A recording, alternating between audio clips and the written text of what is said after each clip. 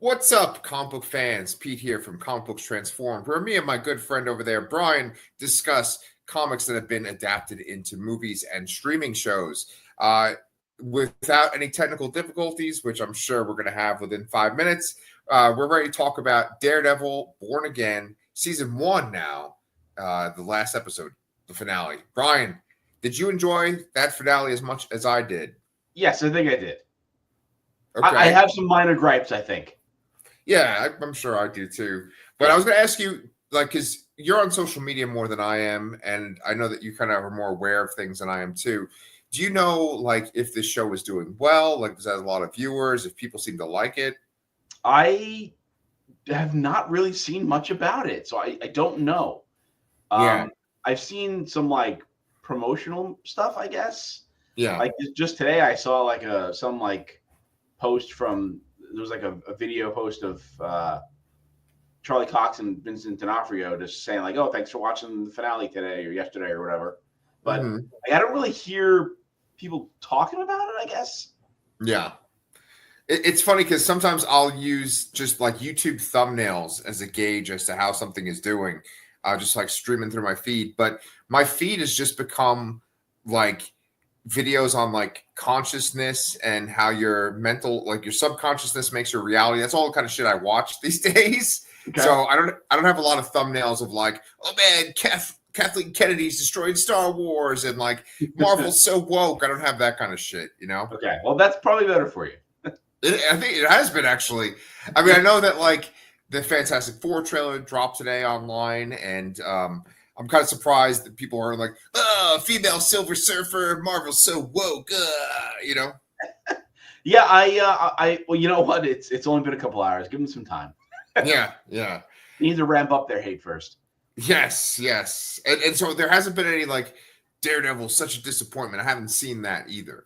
No, I haven't seen it. I think maybe people are just mixed on it, I guess. I don't know. Oh, wait, I'm sorry. I did see some. I have seen. Now that I'm thinking about it, a couple of weeks ago, I did see an article about somebody saying that they don't think Born Again has reached the heights that the Netflix series had reached.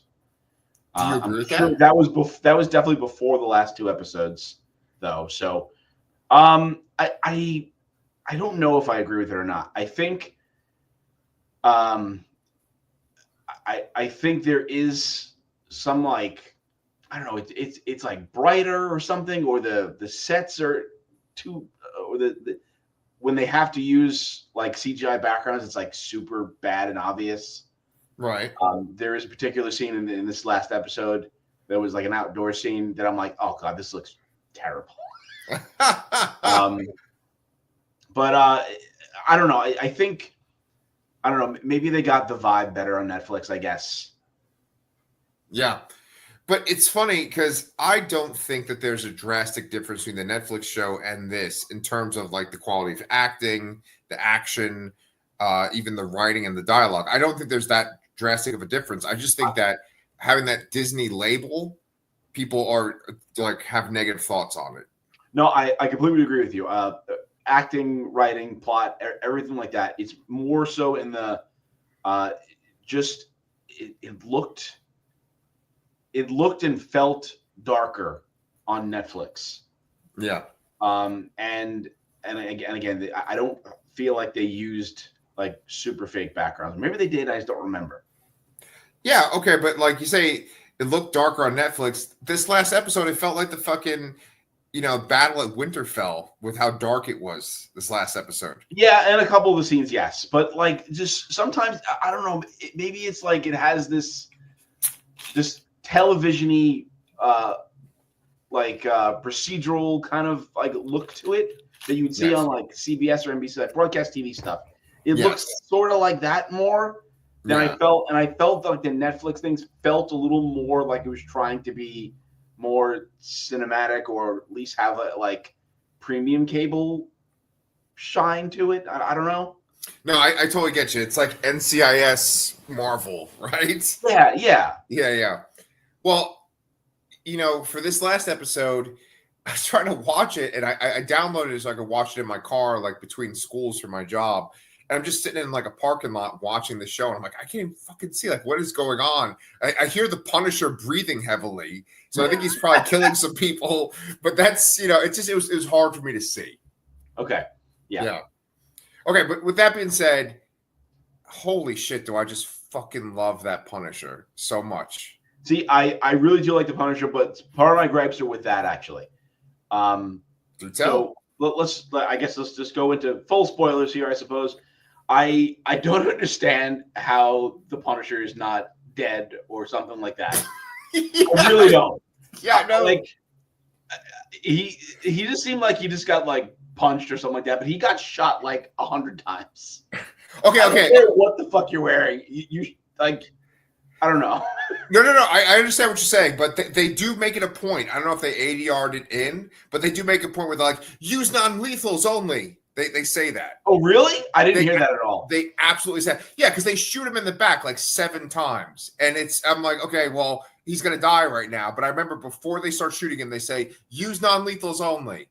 Oh, man, I didn't hear that at all. I mean, I could understand more if they shot him in the front where the body armor is. But generally speaking, when you're wearing body armor, it's in the front and less in the back, Yeah. And I did not like the blood effects. I thought they looked terrible, honestly. Oh man, they were very CG, and they just didn't look right to me. Story wise, though, happy to see Frank. Happy to that he's just as angry as he ever was. I like the back and forth between him and Daredevil. Was saying like Daredevil's like no killing, and he's like I'm doing this way I'm doing this, or that's it, Right. Great representation of the character. I did find it a little iffy that I understand that the task force idolized him and his methods, but it just seems weird that they like captured him and he's like basically spat in their faces and they didn't kill him afterwards. Right. Like a little too much. Like the plot armor was a little too unbelievable, but for both the bullets in his back and for the story. Yes, I 1000% agree with you, especially because he slaughters like 7 of them at least. Yeah. And you think that there are these aggressive cops that like have no problem killing people at any point. This guy like slaughters them like a horror movie villain. And like, no, let's keep him alive and let him insult us a little bit. Yeah. Yeah. And Kingpin wants to lock him in a cage in his basement where he eats his dinner. Right. I don't know. So okay, let's talk about the Punisher though, and this whole scenario, right? So their dynamic, it always makes me think of. Do you remember the Marvel Cards Series 2 from the 90s? Mm-hmm. There's one where it's like all the verses and the team ups, right? Like they have a section that's like verses and team ups. Yeah, that sounds about right.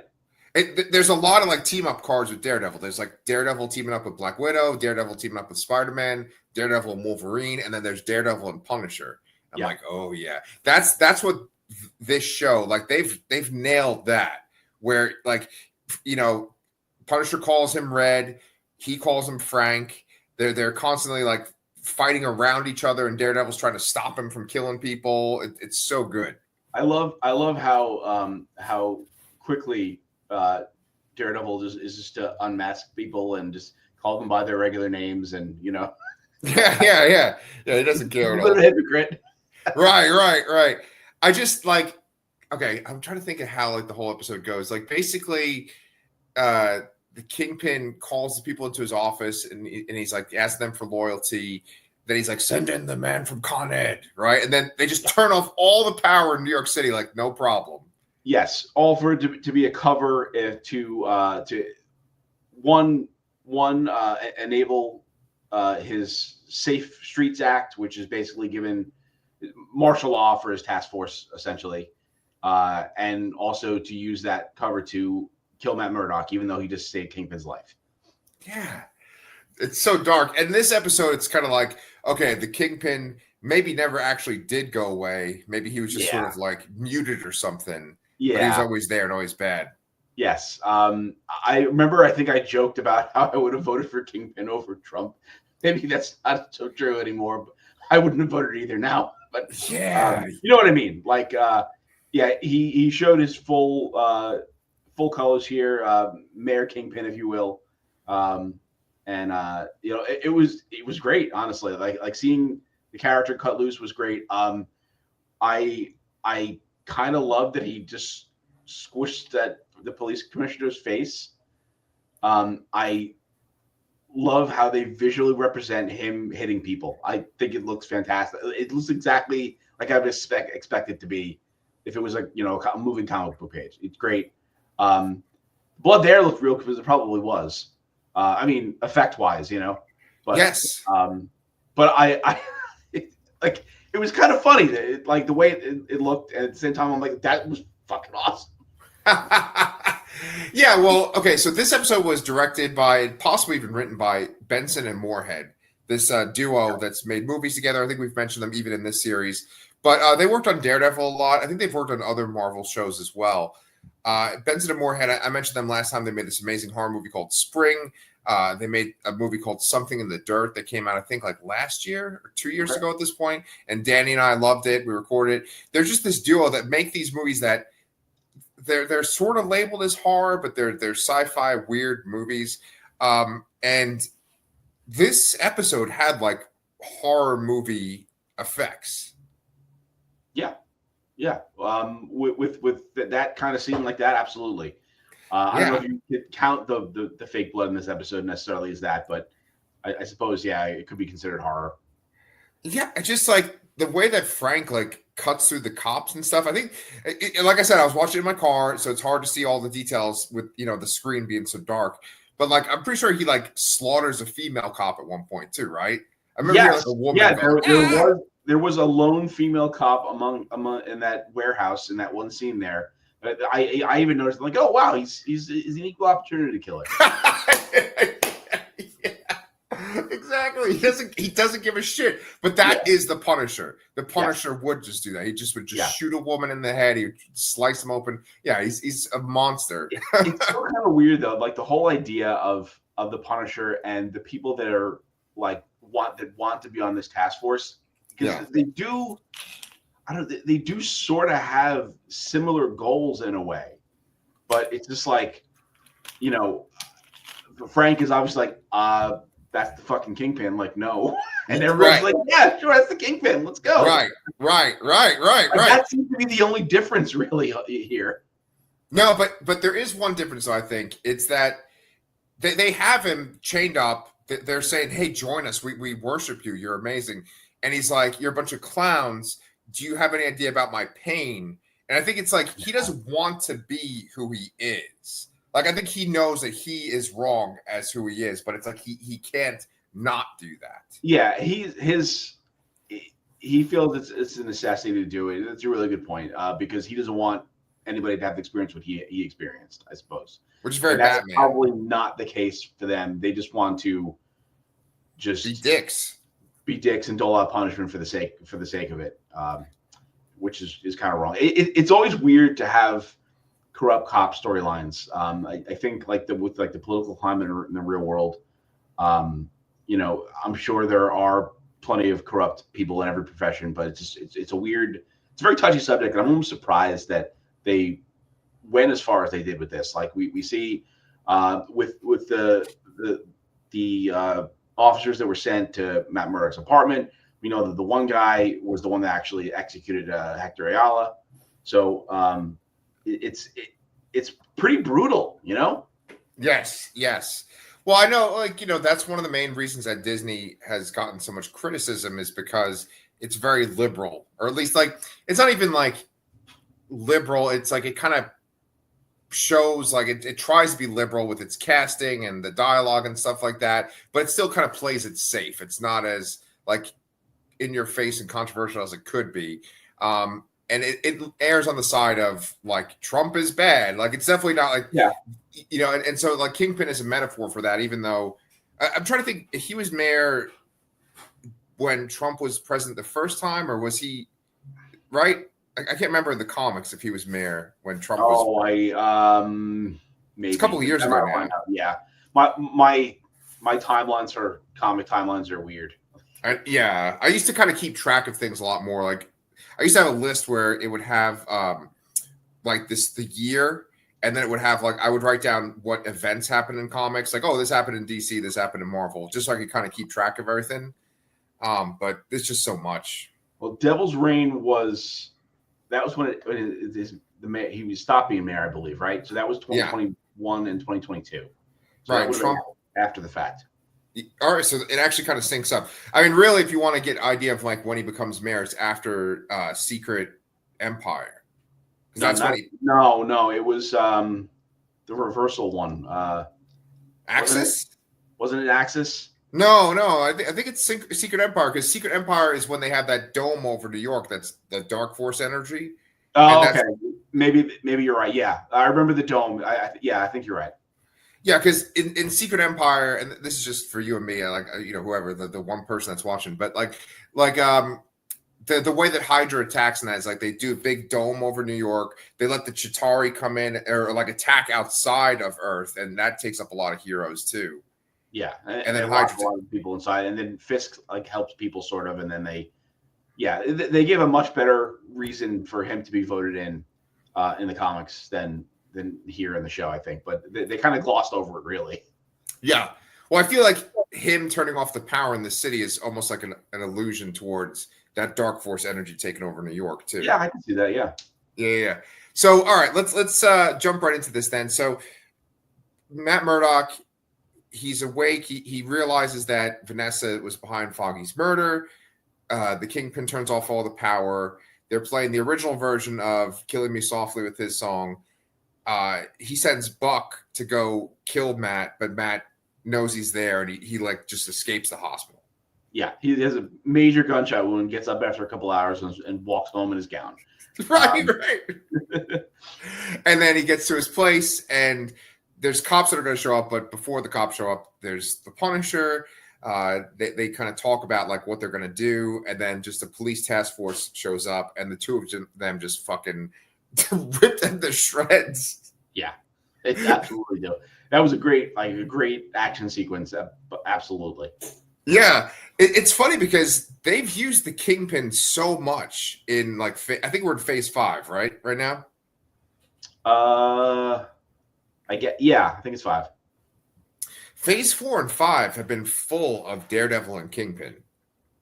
Yeah.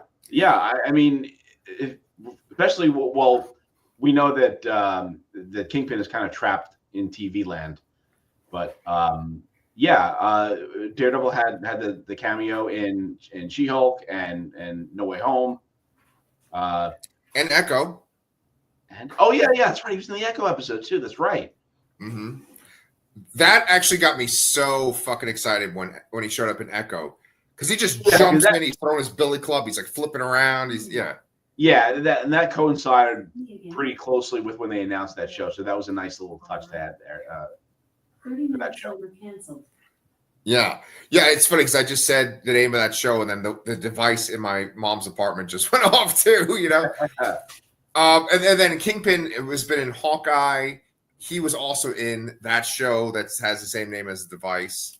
Has he been in anything else? I guess that would be it. Yeah. Okay. Yeah. So Hawkeye and Echo. Yeah. Yeah. So anyway, so then this action sequence of the Punisher got me as excited as that sequence in that other show that has the same name as the device. Okay. Yeah. And then, were you expecting Karen Page to show up? Yeah. As soon as they said that, Frank said I got a phone call. I'm like, it has to be Karen. Okay. So yeah, and as soon as that Karen shows up, and you see Charlie Cox and Karen Page and Deborah Ann Wall interact, you can it kind of made me realize how bad the chemistry is between Matt and Heather. Oh, what it's supposed to be like. Yes.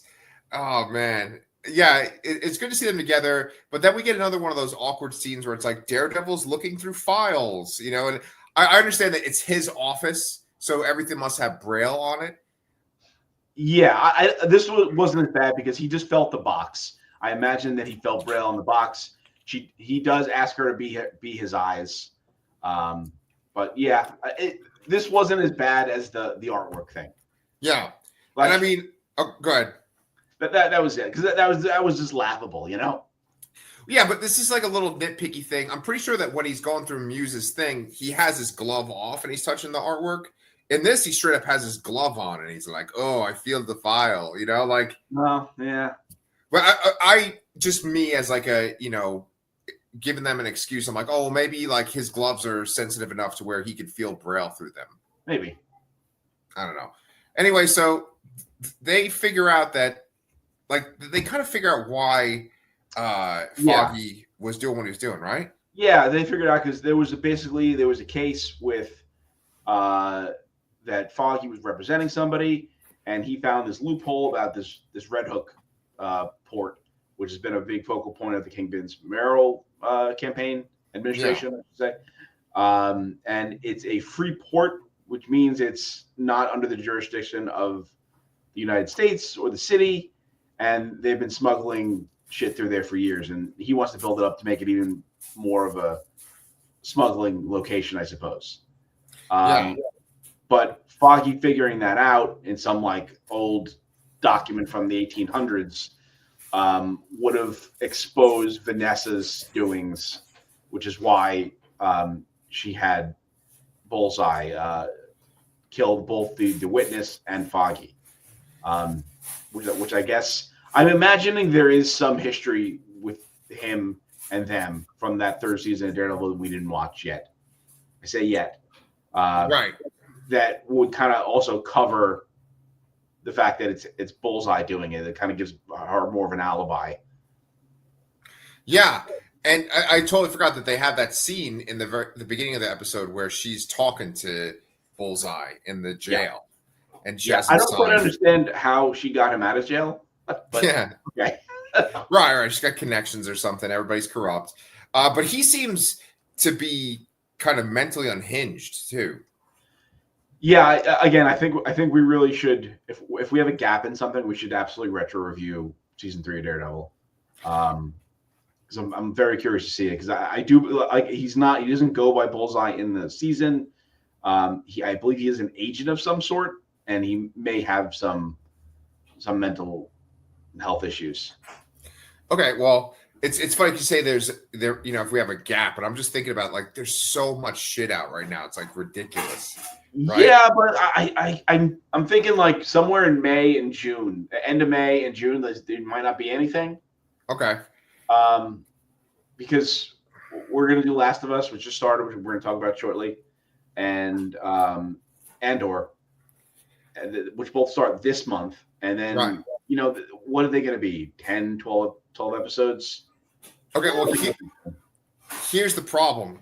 Mike Bongiorno was telling me this, that every week they release 3 episodes of Andor. Oh, that's right. Yeah. Yeah, so we got to figure out what we're going to do about that, because that's a lot to cover, you know? Yeah, but I feel like that's kind of like an arc in itself. It might actually work to be better. Yeah. And Andor's kind of short, too, isn't it? It's like not an hour each time, I don't think. Yeah, it's not as long as Last of Us.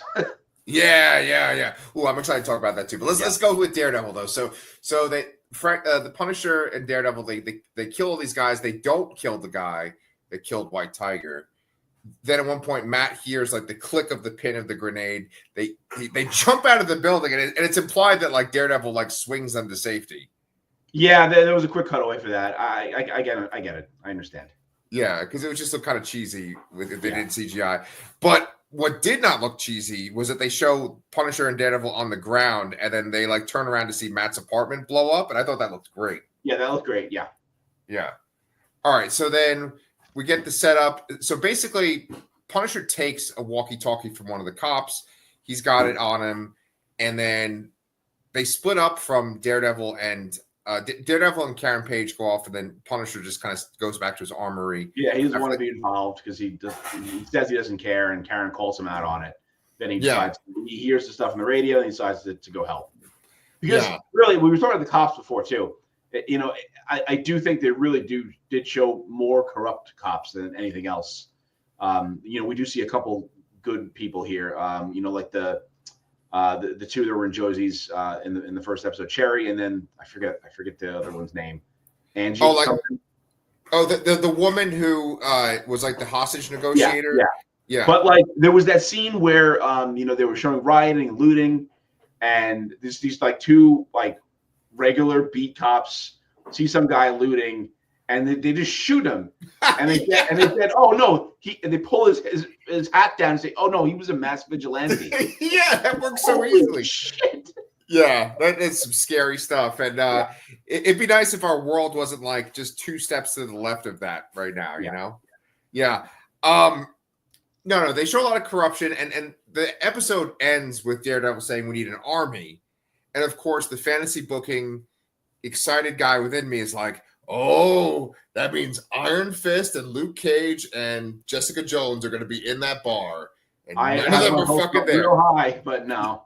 Yeah. And it's funny too, because then you said to me, "Hey, Pete, there's a post-credit scene." I'm like, "Okay, well, that's where Luke Cage and Jessica Jones show up." And I'm like, no, but we got White Tiger Jr. Oh God. Well, she will be on there. Is she in the bar at the end or no? She's not in the bar, but they do. They kind of as Daredevil's monologuing or whoever's monologuing, Kingpin is probably. No, it's Daredevil. They're showing the status of every character, really. They do show her in that on the streets there, kind of dealing with what's going on, but she's not. I don't think she's in the bar. No, okay. No, it's Daredevil monologue because he at the very end he says a city without fear. So yes, that's right. Yeah. It actually is a really great sequence. It plays Radiohead. I actually really like Radiohead Kid A, that album. They play that song, Everything in Its Right Place. That's the song they play at the very end. I just kind of feel like that's a little cliche of a song to play for like a movie montage or TV montage. Yeah, and it's a little on the nose because they're showing where everybody is at the end. Right. Your story turning point. Right. Like, oh, there's the Punisher. He's right there. And look, there's Buck. But the post-credit scene is basically the Punisher just like tricking the cop to shake his hand and then just fucking like rips his arm off in the cage. Yeah. It's great. Yeah. Dude, if we're talking rewatches and stuff, I kind of want to watch that fucking Punisher show because I like it. I would like to watch that too. Yeah, man. So let's see. That kind of brings us up to the present. Is there anything else you wanted to say about this episode? Yeah. So I mentioned earlier the scene where Daredevil and Karen they go to like the port to look at what's going on there. I thought that shot looked terrible. Like the background, it looked terrible. It looked like it was very clear. I mean, it had to be green screen. I know they can probably shoot that in real life or whatever, but this is a TV budget. But it looked extra bad to me. It kind of took me out of it a little bit. Yeah. I watched a YouTube clip recently that was a montage of like some of the really bad CGI in movies. And so they showed a lot of the recent Marvel stuff that was bad. Like, that kid's like floating head in Thor, Love and Thunder. Oh, yeah. I remember that. Yeah. Yeah. I mean, they showed a lot of stuff like that. So you're thinking that might be worthy of that montage. Probably. Yeah. Yeah. I mean, I don't know. Out of this show, would you rank this kind of high among the other Marvel Disney Plus shows? Yeah, I was thinking about ranking it before. I should be ranking this before we before I watched the episode. Then I just kind of forgot to do it. Yeah, I do think so. I think that the characters itself and their performances kind of help elevate it a bit. I do think I would probably have it a little bit higher, if not one of the top ones. Yeah. I mean, the bar is completely raised. If we're talking about Disney Plus stuff, obviously the first thing is X-Men 97. Yeah, well, like it's not going to top that. No, nothing will. Yeah, pretty much. Yeah, not even the second season of X-Men 97 will top probably, that. Yeah. That's probably going to be the best thing we see on Disney Plus, period. Oh, no, well, Andor 2. Andor 2, yeah. Yeah, man. So I definitely liked it a lot more than Moon Knight. I liked it more than Hawkeye. I know Hawkeye has a special place in your heart. I liked it better than Ms. Marvel. Definitely liked it better than She-Hulk, Echo.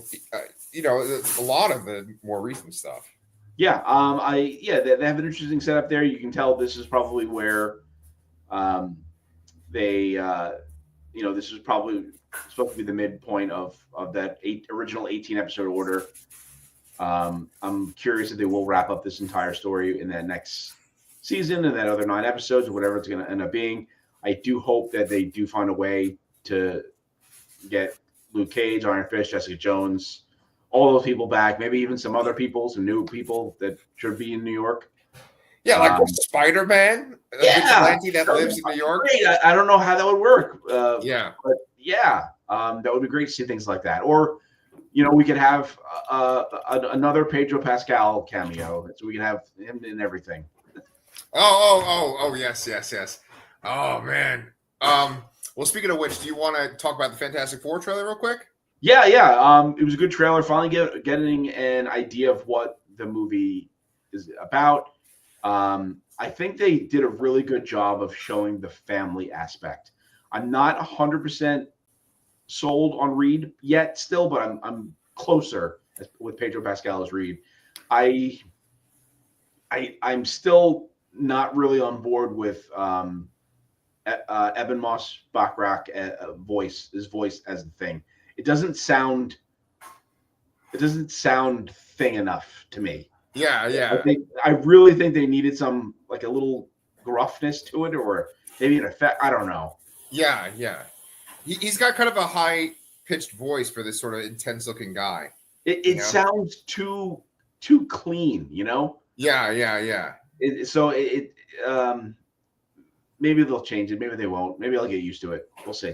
Okay, but what about that scene where he's fucking just like running through the pillars that are holding up like a bridge or something? I thought that looked awesome. That was kind of awesome. Yeah. No, what he does is cool. I like the fact that they have him interacting with, like, kids on Yancey Street, I assume. Yes. Like that's a staple of the Thing. I think I think they're going to do the characters justice here. Unlike, the previous, not like the last attempt that I have not watched yet, but we'll see. And I was hyped to see Galactus's foot, man. Oh my God, that was so good. It reminded me of like the horrible Godzilla movie, but like done well. Like remember, you would hear Godzilla stepping. Yeah, it's so good. I cannot wait to hear Ralph Ineson's voice for it. Yeah. I still think that is absolutely fucking perfect, and I'm very excited about that. Agreed. Same here. Let's talk about, though, the part that people will be like, they're going to dig into this controversy. They're going to love this. Like, the Silver Surfer is a woman. It's not Norrin Rad. I think it's actually Shala Bal, right? I don't know. I think people are assuming it's Shala Bal. I'm not sure if it actually is or not. Yeah. Okay.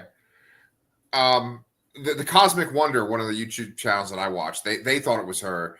But I wonder, like, is it sort of like an alternate version of the Silver Surfer to where, like, she sacrifices herself to Galactus so that they can save their planet?